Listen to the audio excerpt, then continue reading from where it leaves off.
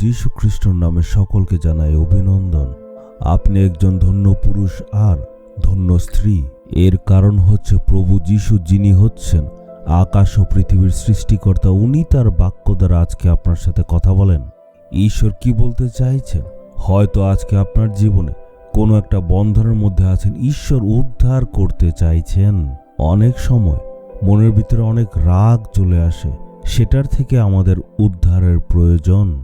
মারামারি বা ঝগড়া করার অভ্যাস থেকে উদ্ধার।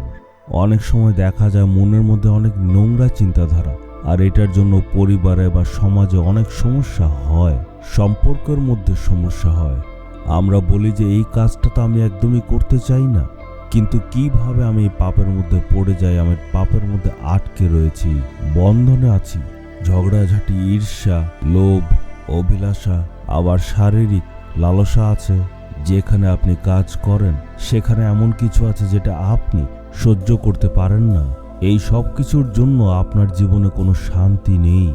আপনি ভাবছেন কে এমন আছে যে আমাকে উদ্ধার দিতে পারে। আপনি এমন ভাবছেন। ঈশ্বরের এক দাসের সুন্দর প্রার্থনা দেখব। গীতসংহিতা 40 অধ্যায় 17 পদ। তুমি আমার সহায় ও আমার রক্ষাকর্তা, তুমি আমার ঈশ্বর, দেরি করো না। হে ঈশ্বর, আপনি আমার সহায় আর আপনি আমার রক্ষাকর্তা। আমাদের প্রভু যীশু আজকের দিনেও আপনাদেরকে উদ্ধার করার জন্য প্রস্তুত।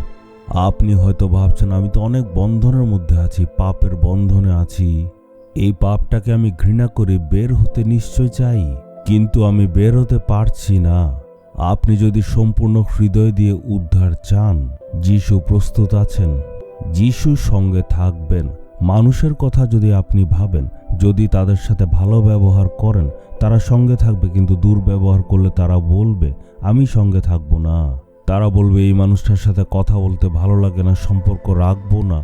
মানুষের চরিত্র এমনই। কিন্তু প্রভু যীশু আপনার কাঁধের উপর হাত রেখে আপনার সাথে কথা বলতে চান।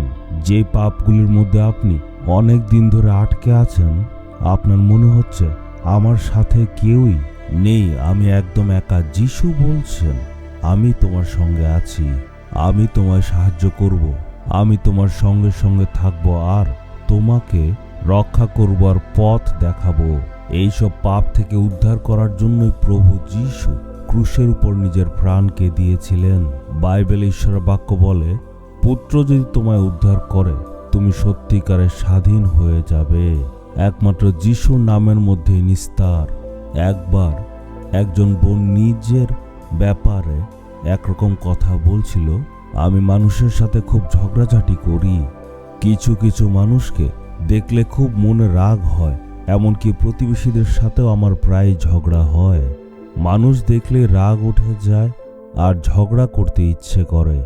পাড়ার লোকেরা এসে আমার স্বামীর কাছে আমার ব্যাপারে বলে, আমার স্বামী অনেক বুঝিয়েছে, কিন্তু আমি বন্ধ করতে পারছিলাম না।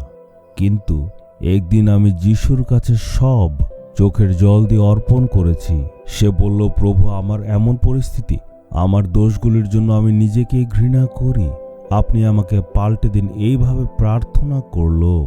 ঈশ্বর তার চরিত্র পাল্টে দিলেন। আমার স্বামী আমাকে জিজ্ঞেস করছে তোমার পরিবর্তন কিভাবে হলো। আমি বললাম আমি করিনি, কিন্তু প্রভু যীশু করেছেন। উনি আমার পাপের চরিত্রকে পাল্টে দিয়েছেন। সে আনন্দের সহিত সাক্ষ্য দিয়েছিল, এটাই যীশু।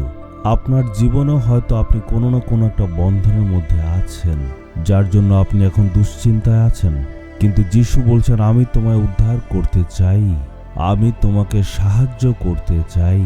আজকে আমরা প্রভুর কাছে গিয়ে নিজেকে অর্পণ করব আর বলবো, ঈশ্বর, আমার এই খারাপ অভ্যাস থেকে আপনি আমায় পাল্টে দিন। আজকে নিজের বুকে হাত রেখে চলুন, আমরা প্রার্থনা করে বলি, হে ঈশ্বর, আজকে আমি সম্পূর্ণ হৃদয়ে আপনার কাছে নিজেকে অর্পণ করি। আমার এই স্বভাবকে, এই বন্ধনকে আপনি ধ্বংস করুন। আজকের থেকে আমার জীবনে আপনি নতুন কাজ করুন। এই প্রার্থনার প্রভু যীশু খ্রিস্টর নামে, আমেন, আমেন।